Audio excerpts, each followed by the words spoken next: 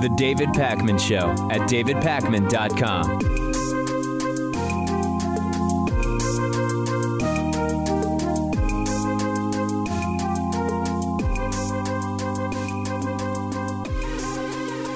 So Donald Trump has blocked the release of the Democratic memo responding to the Republican Devin Nunes memo. And this has become sort of the culmination of hypocrisy built on incompetence within an environment of total paranoia, right? So to reset the background for you, there's an investigation going on into Donald Trump's possible collusion with Russia and related crimes. That's probably not a surprise to you, but certainly it's relevant to setting up the context of these memos. It's being carried out by the special prosecutor, Robert Mueller, former FBI director, put in place after the firing of former FBI director James Comey.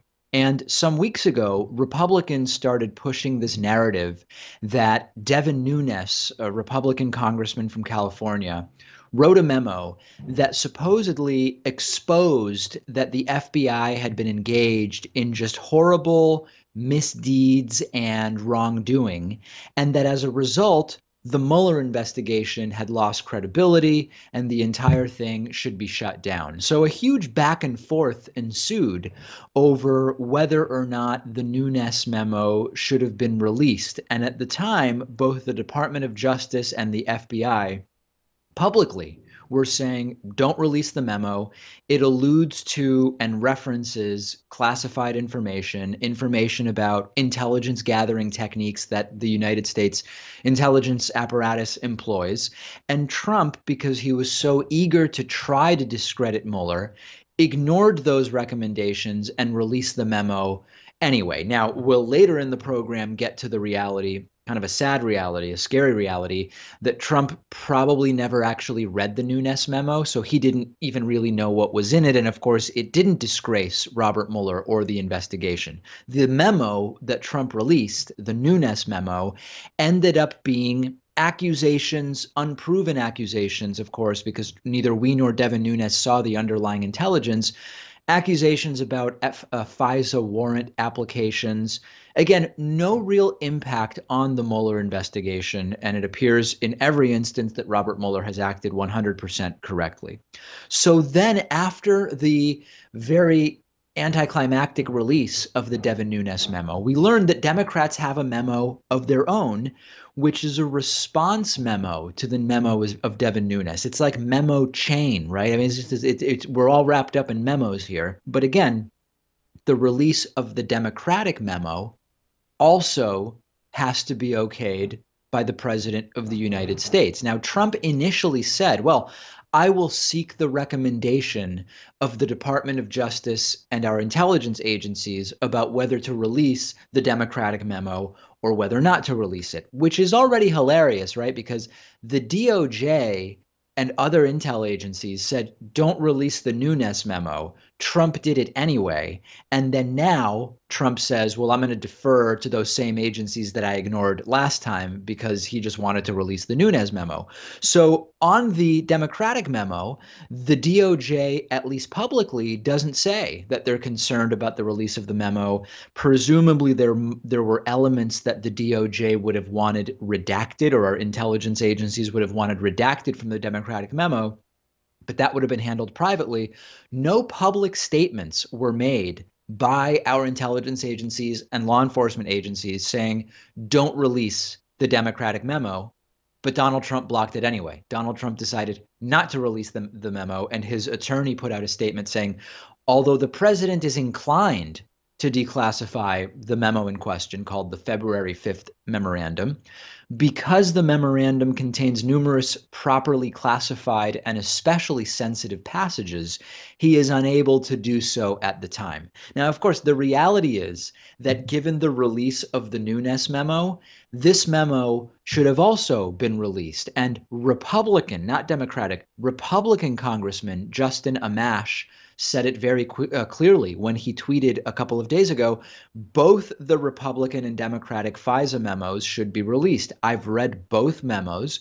Neither one endangers national security, the American people deserve the opportunity to read both memos. What people need to understand here is this is all a mere political football. This was never about exposing actual wrongdoing by actors, regardless of political implications. From the start, this was meant just to interfere with the Russia investigation, period. It backfired because the Nunes memo alleged some minor concerns in terms of FISA applications, but is in no way, shape, or form an indictment or discrediting of the Robert Mueller investigation.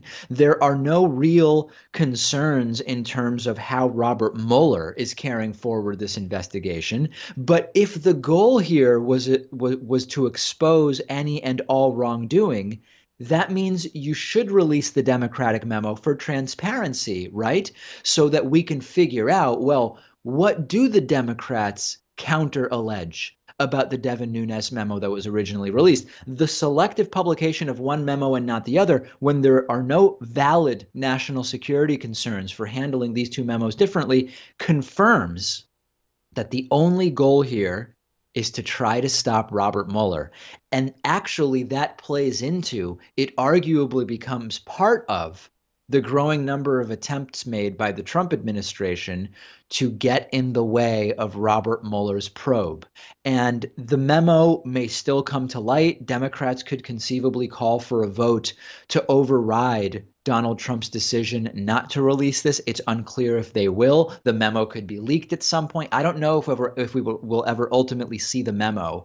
But the important thing is that this charade has completely exposed the entire memo thing, which from the beginning was pretty clearly a distraction from the investigation itself. It has exposed the entire thing as a completely partisan political football of no objective value, importance, or significance when it comes to Robert Mueller's actual investigation. This administration has been an administration of projection, I think is the word I want to use, or an administration of the pot calling the kettle black. Just about everything that Donald Trump criticized President Obama for, he's guilty of himself. Obama played golf, and that was bad, according to now President Trump, but Trump plays way more golf. Obama was to blame every time the stock market experienced a decline, even though overall during the Obama administration, stocks experienced significant increases. Yet Donald Trump takes credit only for the stock market gains and not the recent precipitous declines that we've had. It's a very long list. Trump said, in terms of his campaign promises and projection and the pot calling the kettle black, Trump said he would drain the swamp, right? But he's actually filled the swamp with everybody from Goldman Sachs executives and Wall Street people and lobbyists. It's a very, very long list that I've spoken to you about many, many times now. But one of the biggest areas where Trump would endlessly slam Hillary Clinton was the handling of sensitive, secret, and classified information. Remember, the entire campaign, and primarily when Trump became the Republican nominee, was all about Hillary's careless, Huma Abedin's emails, and Hillary's emails, and classified this and classified that. But Trump has been a total disaster on that issue. Trump spilled secret information that came from an ally to a Russian spy recruiter in the Oval Office, as we told you before. And the handling of security clearances has been an absolute and total disaster. And we've now learned, we're learning more about this almost every day, as a result of the Rob Porter scandal, which we talked about last week and I'll follow up about later today, and as a result of other scandals as well, we've learned that there are dozens of White House employees, including Jared Kushner, the golden boy Jared Kushner, who do not have to this day, almost 13 months into the Trump administration, they don't have permanent security clearances, and they are regularly handling sensitive and classified information. And what's been happening is that instead of actually getting a proper permanent security clearance, Kushner and dozens of others in the Trump administration have been granted temporary clearances. Now, if the explanation was something really simple, like, listen, there's just a backlog, and these are people who of course will all eventually get their permanent security clearances. That would be suspect, but it would at least be an explanation that is not of major concern. But we now know that Rob Porter was never going to get a permanent security clearance because of what was in his background. And we know that Chief of Staff John Kelly knew that Porter was never going to get that permanent security clearance and yet allowed him to continue working for about a year, or at least allowed him to continue working for what ultimately became a period of about a year. And the White House is simply not going to do the right thing when it comes to this. Jared Kushner is another example, a very notable example. He has had to change his security clearance application multiple times because he forgot to list hundreds of contacts with foreign agents, including Russians. This is absurd, according to legal experts. It's no common occurrence. Now, individually, you can say, well, listen, just the Kushner thing or just the Rob Porter thing. Individually, none of these is a major risk in and of itself. But the big picture is that you have an administration that ran on, we are against those who are inconsiderate or sloppy when it comes to clearances and classified information. Yet Trump has dozens of people working for him who lack permanent security clearances and have access to secure, sensitive, and secret information every single day.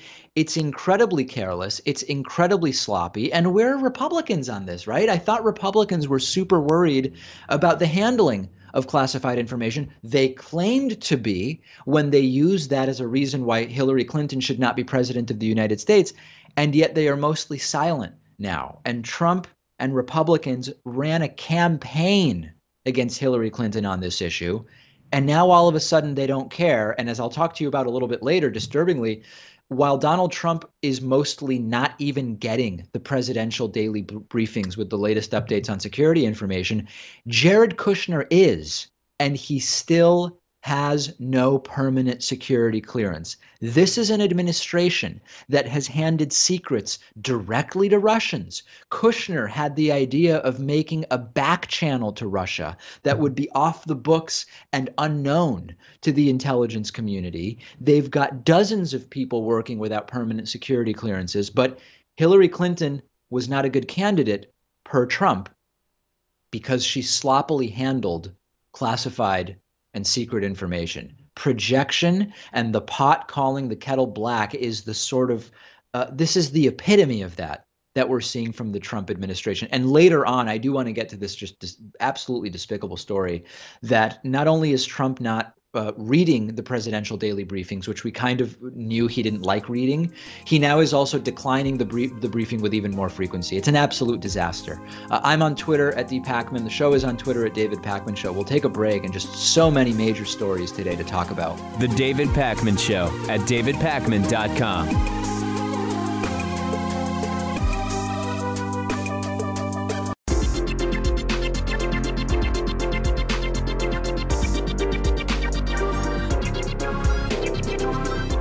The David Pakman Show at davidpakman.com. Today's new member of the day is Haley Glass. Haley, thank you so much for being a David Pakman Show member. Our new members already in 2018 are making a big impact on the program. And I also want to thank a longtime sustaining member and great friend, Greg Stevens, who has been such a great friend to the show for dating back now 7 years to January 26th of 2011. And I've had the pleasure of getting to know Greg. And Greg's a great guy and big supporter of the program, big supporter of critical thinking and epistemology. And what a great day to thank both Haley Glass and Greg Stevens. You can join both of them at davidpakman.com/membership. And of course, Patreon, also available as a way to support the show. Patreon.com/David Pakman Show. Okay, I alluded to this before the break, and I want to dig into this a little bit more. We've had questions for a while about Donald Trump's ability to assimilate written language, to read and understand and be able to sort of respond thoughtfully to things that he reads. And whatever you believe Donald Trump's reading level to be, 4th grade, 6th grade, whatever, what we can be sure of is that he doesn't read. So it sort of becomes less important how well he's able to read because he doesn't read. And the Washington Post has a really disturbing story out about how Donald Trump is now refusing to read his presidential daily briefings, which have been such an important part of the last 7 presidents' daily routine. This is something that each day sort of resets the geopolitical situation for presidents of the United States. And Trump just doesn't read it, period. Trump instead, we've learned, is being briefed orally on the PDB. And even that oral PDB is happening with a lower and lower frequency, we have also learned. And relying on the oral briefing just isn't good, especially when the reason you're getting the oral briefing is you lack the attention span to read the written version. But don't forget that the written briefings had already been dumbed down for Trump. So when you just read what the Washington Post puts out, oh, he's not reading it. Okay. He's not reading a presidential daily briefing that has been dumbed down to one page, mostly pictures, graphs, and maps, and a few bullet points, and he's still not getting it. But okay, at least he's getting the oral version daily, right? Wrong. Remember when he told Chris Wallace on Fox News, he doesn't need to get it every day because he is like a smart person. Remember this one? You are getting the presidential daily brief only once a week. Well, I get it when I need it. But is there some skepticism? First of all, these are very good people that are giving me the briefings. And I say, if something should change from this point, immediately call me. I'm available on 1 minute's notice. I don't have to be told, I'm like a smart person. I don't have to be told the same thing and the same words every single day for the next 8 years. Right. He's like a smart person. And of course, he says he gets the briefing when he needs it, but you need the briefing in order to know whether it's a notable briefing. And if you do an analysis of his schedule, which has been done by the Washington Post, he is receiving the oral briefing with a lower and lower frequency. On average, these briefings have been declining in frequency. They're also happening later and later in the day, which brings us to 2 possible interpretations. One is, listen, this is good, right? We don't want Trump getting intelligence because he doesn't know what to do with it anyway, and he's liable to spill that intelligence to the Russians in the Oval Office or to misuse it or just be generally clueless. But if that's your argument, then he shouldn't be president to begin with. A president who we prefer not get the presidential daily briefing is simply not someone who should be president. And the scary part is Jared Kushner is getting the presidential daily briefing, reviewing the presidential daily briefing. He still lacks a permanent security clearance, which goes back to the story we talked about at the top of the show. Very, very scary stuff in terms of what's going on in that Oval Office and the White House. Donald Trump's speechwriter, David Sorensen, has resigned over allegations that he abused his ex-wife during their marriage. Sorensen's ex-wife says that Sorensen once drove a car over her foot, once put a cigarette out on her hand, and much more. And this now makes Sorensen the second wife-beating resignation by a Trump staffer only in the last week of 2018. You'll remember that last week we talked on the bonus show about the resignation of Trump staff secretary Rob Porter, who had multiple credible accusations of wife beating against him from multiple ex-wives. He's currently dating Donald Trump's communications director, Hope Hicks, which raises a whole other series of questions about concerns around the resignation. So a few different issues to talk about, right? First is, there seems to be a consistent lack of the good people that Trump ran on hiring, right? Trump ran on the promise that he would be hiring the best people first and foremost. It's not happening. Secondly, there are questions about the elegant John Kelly, Trump's chief of staff, who's not seeming quite so elegant anymore, since it's clear that Kelly knew about the allegations against Rob Porter for a while. He knew that Rob Porter was not eventually going to be able to get a permanent security clearance, yet he still allowed Rob Porter to keep working at the White House. And I believe that John Kelly should resign at this point. I think that there is absolutely no justification for Kelly staying on. But let's get to the big picture. The wife-beating staffers thing is not really that surprising, right? The president himself has more than a dozen allegations against him. One of Trump's ex-wives says that Trump raped her repeatedly while they were married, and Trump is accused of raping a kid, a girl who was 13 years old at the time. Why on earth would we expect that staffers would be held to a higher standard than Trump, other than the hypocrisy that we've seen from Trump on so many issues? This is just not a big deal within the White House unless it becomes a PR problem, right? And now Kellyanne Conway is being praised because she says, I have no reason not to believe Rob Porter's accusers. Well, you have no reason not to believe them, but you've been working in the White House the entire time that all of this stuff was swirling. And for a guy with more than a dozen sexual assault allegations against him. So some people are holding Kellyanne Conway up as some kind of hero because she says she believes the accusers. You're working for a guy who has more than a dozen accusations against him. Do you not believe any of those women? And at this point, it's more a question of who in the Trump administration isn't a horrible person, right? And I do want to make one last thing clear, because I think this is an important thing to distinguish.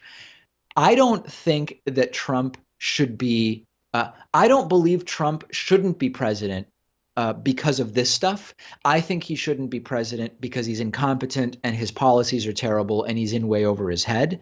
But the fact that he's morally so disgusting and his staff is disgusting, that it exposes the hypocrisy of the so-called values voters that he appealed to with some degree of success during the election. But it's the incompetence and the policy that make him unfit to be president of the United States. This stuff just makes him not a good person. So we know about the tension between the number 1 and 2 people at the Justice Department, Jeff Sessions and Rod Rosenstein, respectively. And Trump at one point was trying to push Jeff Sessions to leave because Sessions is recused on Russia. Trump has also been considering firing Rod Rosenstein, who, because of Sessions' recusal, is overseeing the Russia investigation. Trump at one point was much more aggressively talking about ousting one or both of them. But anyway, this has been going on for a while. But the new story is that we haven't talked much about the number 3 at the Justice Department, and that's Rachel Brand, and she's quitting, okay? This is interesting for a few different reasons, not the least of which is just the sort of general staff implosion that has been happening in the Trump administration, more people leaving, more positions being empty. But Rachel Brand leaving is extra compelling because Brand would have been next in line after Rod Rosenstein in the Justice Department succession chart or hierarchy to oversee the Russia investigation. So officially, Rachel Brand is leaving because she got a great job at Walmart. She's going to be the global governance director, which is the highest legal position that Walmart has. Now, I don't deny for a second that this is, I'm sure, a really nice and cushy position that pays way more than whatever she's earning as the number 3 person in the Justice Department. But do we really believe that this is the reason, right? In other words, if Rachel Brand were thrilled with how things were going in Trump's Justice Department, would she even be open to new jobs so early in Trump's first term, knowing that at the end of one term, if she wants to leave then, she'd still be able to get a really great, cushy job like this one? This is clearly a signal that, number 1, Rachel Brand wants nothing to do with dealing with Trump in her role at the Justice Department. And number 2, this might also signal that it's more likely than we think that Rosenstein, for one reason or another, might not be overseeing the Russia investigation that much longer, which would have put Rachel Brand in charge of that investigation. And there's one other angle on this. If Trump does fire Rosenstein and Rachel Brand is gone, and that position isn't filled, which has been the MO of the Trump administration, to leave these positions open for a long time, That means that power goes to the fourth person in the Justice Department hierarchy, who is the Solicitor General, who's currently Noel Francisco. That's not a name we've really heard before. If you start hearing the name Noel Francisco, it's going to be a name to pay attention to. And meanwhile, total disarray at the Trump administration, dozens of people without permanent security clearances, hundreds of positions unfilled, constant turnover in key departments, including the Justice Department and the FBI. And now Rachel Brand leaving is sort of the culmination of that. We will be following this closely because the staffing issues and sort of lack of staffing at the Trump administration, it just keeps getting to be a bigger and bigger issue. And a lot of people, in fact, on our Reddit discussion forum are talking about this. Check that out at davidpakman.com/Reddit. Very busy Monday show. Next, an investigation into Gwyneth Paltrow's pseudoscience Goop website and much more. Stay with us. The David Pakman Show at davidpakman.com.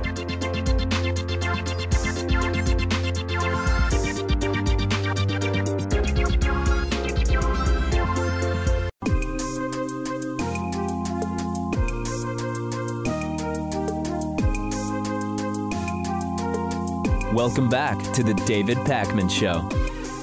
I'm glad to be joined today by Rae Paoletta, who's the space editor at Inverse. She's been investigating Goop products, which we've spoken about a little bit, as well as the wellness sphere for the last few years. I'm super interested in this, Rae. I mean, let's start with Goop, which is a website that Gwyneth Paltrow is involved with. We've talked about everything from vaginal steaming, which is horrifying and incredibly dangerous, to all sorts of other pseudoscience products, stickers, and other things that are marketed on the website. How did Goop first get onto your radar? So I first started investigating Goop when I was a writer at Gizmodo, but I had known about it before that. Goop has kind of just been in the public consciousness, unfortunately, for a few years now, mostly because they tend to do these kinds of outlandish product promotions on their website, like many of the ones that you just named. And as somebody who is a woman and feels that, you know, women are particularly targeted by this kind of pseudoscientific promotion, that it was just personally something I'm invested in, and I felt like it was something that was worth digging into. So do you know much about sort of what the relationship is between some of these companies that advertise on Goop and Gwyneth Paltrow? Because Gwyneth Paltrow is associated with Goop, and of course Goop is advertising products from other companies. They aren't products by Goop necessarily. Are these standard ad deals in your experience? Are they commissioned in some way? Does Gwyneth Paltrow benefit beyond just the fact that her website is selling ads? Do we know? So it's actually a bit unclear what the relationship is. What we know now, and from especially my last investigation, which I've done as space editor at Inverse, I think what I found is that they get away with it by saying that these are not promotions, that rather they're just things they're obsessed with. I think that's the word or the phrasing that they use. They tend to promote, though, a lot of the same characters. Most recently, in my investigation into Anthony Williams, one of the medical mediums who Goop says is a trusted expert on their site, it just seems that they have some kind of deal worked out maybe, but it's not one that they've publicly commented on. And if I recall correctly, some of these, the regulations around what sorts of claims you're allowed to make are different in different countries. So, for example, in the United States and Canada, they're not the exact same regulations. And what we're finding are that some of these advertisers that are advertising on the Goop website, they've had problems in other places, including Canada, because of the unsubstantiated health claims that they make. Mm-hmm. That's correct. And one of the things that troubles me a lot about our regulations here is, as you know, the FDA doesn't have to approve of supplements, and that's something that Goop promotes heavily on their website in the form of vitamin supplements that they seem to have, such as the high school jeans pack that Goop sells under their brand, and other, just various vitamins, supplements that don't really need to be approved. Obviously, we don't know what the safety of these supplements is, so that's a bit disconcerting. What do you think is going on sort of socioculturally that is creating an environment where these types of scam products can be successful in the marketplace. My idea is that it starts often from sort of a reasonable place, which is a healthy skepticism of big pharma and sort of like the advertising industrial complex, and that some people sort of take it too far.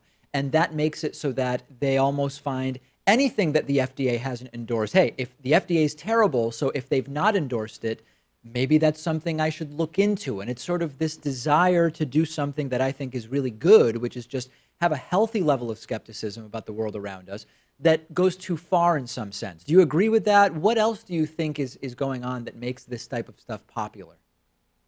I think that absolutely taps into what's going on here, David. I think that there is this kind of messaging at Goop, and very smartly so, that people feel that they've been failed by the pharmaceutical companies. They feel failed by traditional medicine. And what Goop does is a kind of, in a predatory way, sees people who are sick, sees people who are desperate, sees people who are fed up kind of with big pharma, what have you, and says, hey, we're an alternative. We can be a solution to you. Even though, as we've seen time and again, these products don't actually help anybody. In fact, in many cases, endanger them more, especially in the case of things like, as you said, vaginal steaming, yoni eggs. These are products that specifically target people who are, female identified, and that's really a problem. I think that for me is one of the most personally disturbing things, that Goop seems to be targeting women who are more often than not failed by traditional medicine, and happen to actually, if you look at research, they wait in emergency rooms longer than men. They're more likely to report higher instances of pain, but get less treatment for them. So women have legitimate things to be upset about with regard to the medical industry, but Goop is far from some kind of empowering or even helpful resource for them. Nobody can be empowered by false information, and it's disgusting, and it's horrifying that it's being targeted and basically packaged toward women this way. To a much less damaging degree, there's been a similar dynamic with diets in the West, in a sense. And what I mean by that is we all probably have friends on Facebook who report, I changed my diet in this way or that way, or I started drinking 3 glasses of water at 10:15 a.m. every morning or whatever.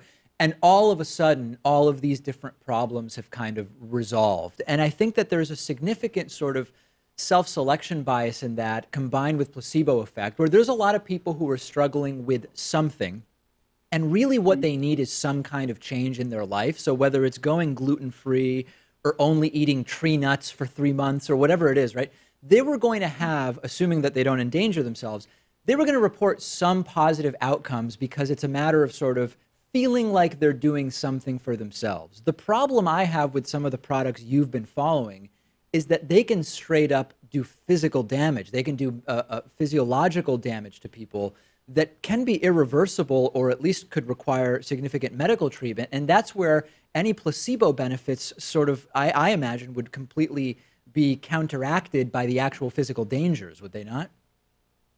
Absolutely. I mean, just in my most recent investigation, again, into one of Goop's medical mediums, as a space editor at Inverse, I was horrified when I started researching what Anthony Williams, the medical medium, is actually promoting in his books, which are Amazon bestsellers. They have sold tons of copies, countless copies, and have a real cult following online. I was horrified by some of the advice that he was giving people. Some of it involves, completely changing your diet to only eating one kind of fruit, he's told some of his people that he's consulted with. That's really horrible for your digestive system. I don't know who or on what plane of reality that seems like a good piece of advice that you should give to somebody. Yeah. Making these radical changes to your body system and not expecting any of the repercussions is just horrifying. And then again, what really bothers me a lot is that Goop will put disclaimers on their website that say, well, none of this is actually approved by the FDA. None of this should substitute medical advice. But then they go on to call these people trusted experts. They go on to explicitly refer to these people as, as such. And I think that that's incredibly irresponsible. It's just flat out dangerous.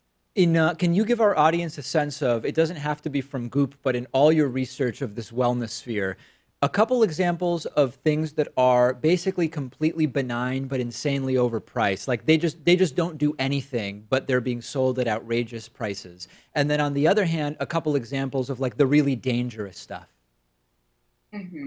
So one of the more innocuous things that is, there's a few answers to this question because the list is very long. I bet. But one of the things that I've noticed that this hasn't even been, we'll start with Goop. So one of the things that I thought was really funny that Goop has been had promoted last year that I did an investigation on was these $120 body vibes stickers, I believe they were called. And they were literally just stickers, like the ones that I think I got back in the 90s from the grocery store or whatever. But you'd allegedly put them on your body and they would heal you in all sorts of ways. They would heal your anxiety. They could heal physical damage, you know, all sorts of outlandish claims. Again, these were $120 stickers for a pack.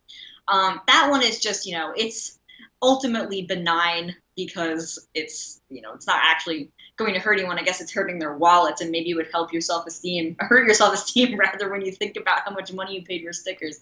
But it's not actually going to cause you any damage. I'm seeing other things within the wellness sphere lately, you know, just different riffs on old dieting tricks. So, for example, I saw the other day at the store something called I Love My Skinny Body Tea. And this is something I have a particular issue with because it's using various plants and FDA, you know, un-FDA regulated information to promote this kind of detoxifying tea. That's a word we see a lot now.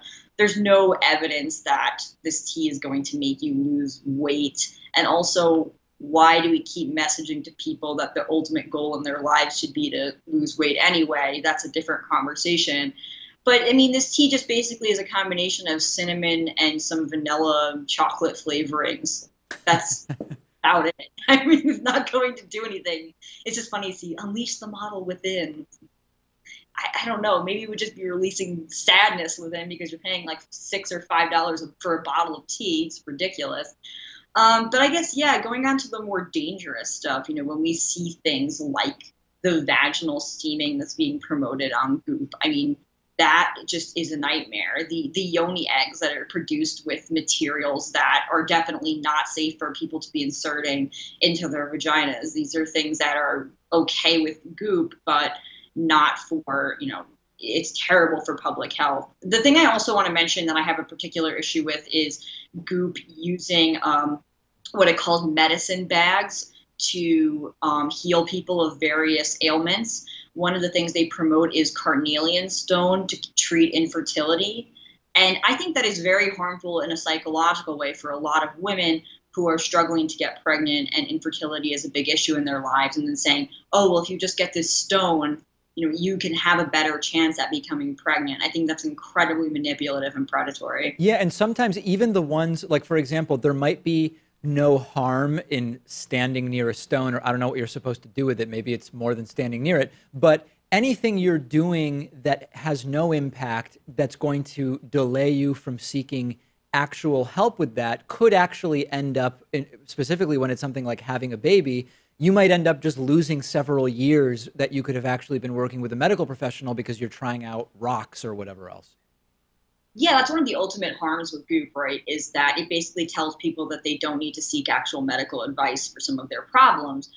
This is something that I've talked about with some of my friends, including Dr. Jen Gunter, who's done a lot of great work in this sphere as well and has been a great critic of Goop. And, you know, she and I were talking one time and we were saying that basically when you follow the advice of some of these people, including the medical medium, that people believe that, you know, maybe when he makes claims that cancer and other disease are not genetic, that you can fix it by eating fruits and vegetables. I mean, that's just a flat out lie. And it's not just a lie, it's actually a dangerous lie. So this is actually delaying people from getting screened for various illnesses, you know, going into their family's history and seeing if they have genetic predispositions to any of these problems. It's really dangerous. And frankly, all I can say is that I'm disgusted by it, but I just don't really know how these people sleep at night, frankly. Yeah, no, I agree with you there. We've been speaking with Rae Paoletta. She's been investigating the wellness sphere as well as specifically products available on Gwyneth Paltrow's Goop website, space editor at Inverse. Thanks so much for talking to us about this. Absolutely, David. Thanks for having me on. The David Pakman Show at davidpakman.com.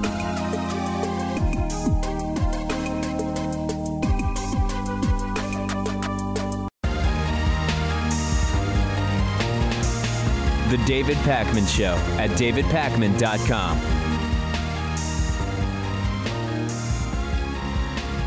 You know how there are some political tales that build momentum, they sort of take on a life of their own, but they're just not real, like Ronald Reagan's welfare queen. This was the idea of a woman who was just raking in money from government welfare programs for all the kids that she had. She was sitting pretty, driving a Cadillac or a Lincoln or something like that without working. And it was a totally fake story, but it really impacted how people felt about welfare programs. The birther movement would be another example, where even though there was never any basis for the movement that claimed that Obama wasn't born in the United States, that he wasn't really eligible to be president of the United States, even when the birth certificate was released, it didn't matter, right? The committed birther still didn't believe it because the narrative was so compelling.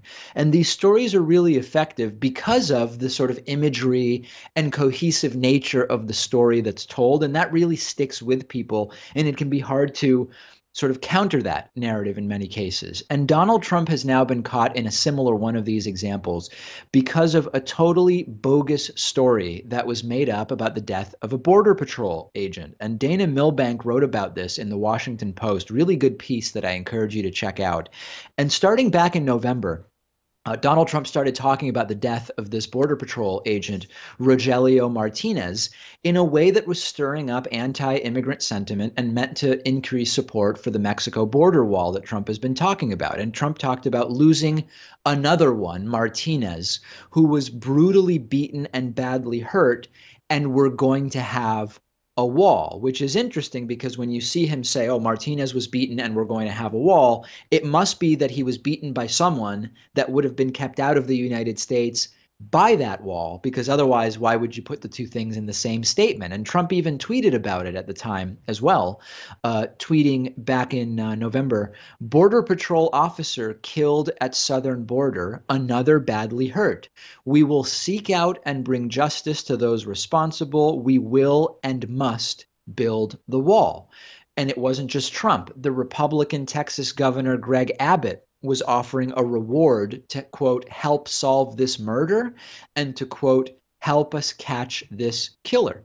And it wasn't just the governor of Texas. Texas Senator Ted Cruz declared that the incident was, quote, a stark reminder of the ongoing threat that an unsecure border poses, once again suggesting that it was a problem that a border wall would fix. And then you had on top of all this propaganda outlet Fox News reporting that, quote, a Border Patrol agent was brutally murdered, with the headline, Border Patrol agent appeared to be ambushed by illegal immigrants. The FBI went crazy at the time looking for the murderer. And instead what they found out was that there's no evidence of any kind of altercation, of any kind of attack, of any kind of scuffle or violence, period. There was no attack. This appears to have been an accident. And you could say, well, David, listen, at the beginning, it seemed like an attack. So you can't blame Trump and Abbott and Cruz and Fox News for promoting that it was an attack. Not really. When you go back to the original reporting on the story, it turns out that Culberson County Sheriff, the Culberson County Sheriff, who was one of the first people on the scene, said at the beginning, don't think that this is an attack. I believe that either the border agent fell or was sideswiped by a big rig, and Martinez's partner, Stephen Garland, doesn't remember the event. He suffered a head injury. He thought that they might have run into a culvert. So in all likelihood, this was an accidental hit and run. It's possible that the driver of the big rig that hit them might not even have realized that they hit anybody. We know that parking on the side of the highway is really, really unsafe, which is why you're always told to immediately call for police assistance if you break down on the side of a highway, particularly when there's no full shoulder. But now it's too late, right? The story is out there. The narrative is cohesive. Border Patrol agent murdered in the United States. We got to build the wall to keep these people safe. And even though there was really nothing there, no retraction, no apology, no corrective tweet from Trump or Fox News or anybody. And we know that a fraction of the people who see the original story even see the correction when there is one. So once again, totally bogus story meant to push a political agenda, and we will hear about it because I'm telling you about it. But the people who most need to hear the correction never will, and it's a really sad state of affairs. There was a woman who was dragged out of a town hall meeting in West Virginia simply for listing the corporate donors of politicians. I've jokingly, but not, I mean, I guess I'm not really joking when I say it. Politicians should display their corporate donors sort of like NASCAR drivers do, either on the front of their lecterns when they speak or in some other way, so that we know who's funding them, right? Who has donated money to these politicians. And Lisa Lucas went to the West Virginia State House to testify against a bill sponsored by the oil and gas industry called HB 4268. And it would let fossil fuel companies drill on the land of small mineral owners without their consent. And when I saw this, I thought, wait a second.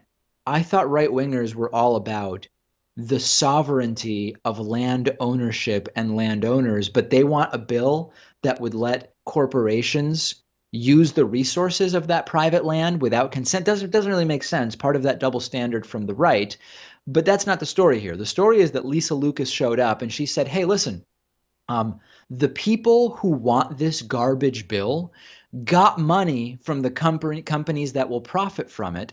And she started reading who got the money from these oil companies and gas companies. And she was told to stop. And eventually she was physically removed from the room. Check this out. Take a listen.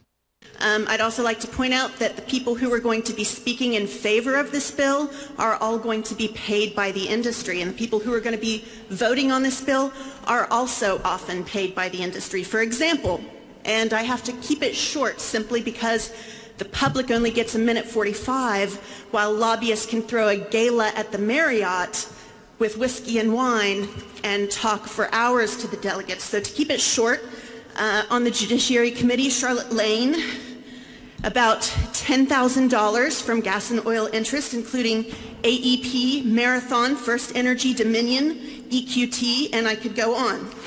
Next, let's talk about John Schott from Mercer.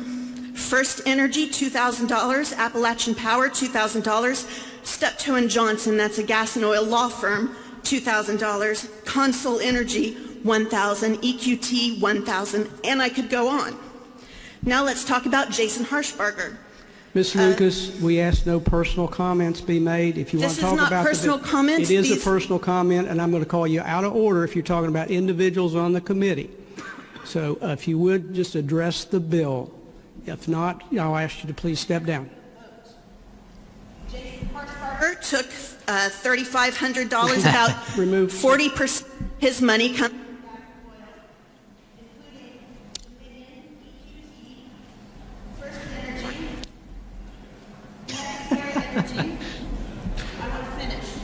Right.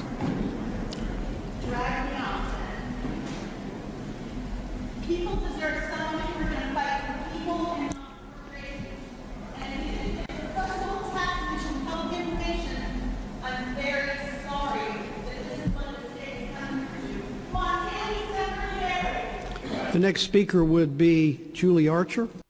Right. So you heard the phrase personal comments, right? They said, listen, you're allowed to talk about the bill, but not about specific people involved with the bill.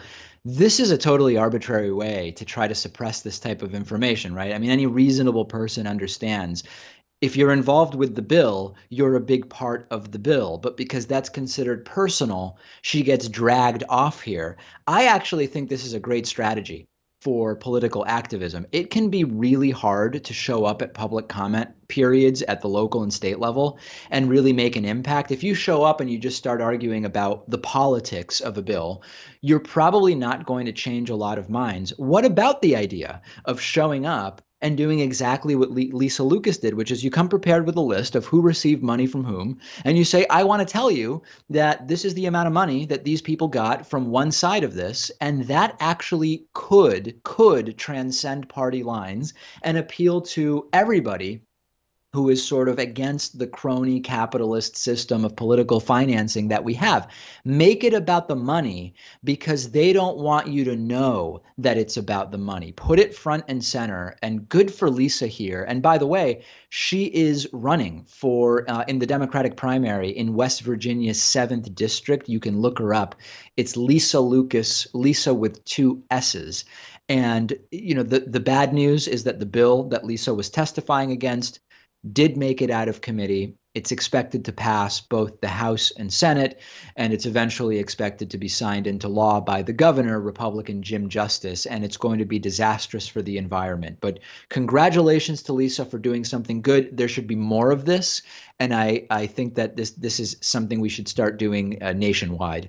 We've got a great bonus show for you today. We're going to talk about Westerners deported from Cambodia for their dancing. We will talk about a big change to the way that OxyContin is going to be marketed.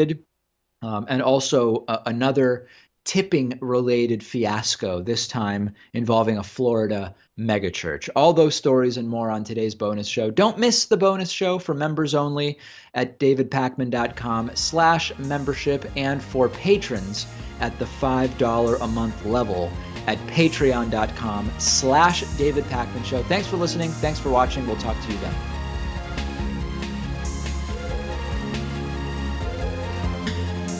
The David Pakman Show at davidpakman.com.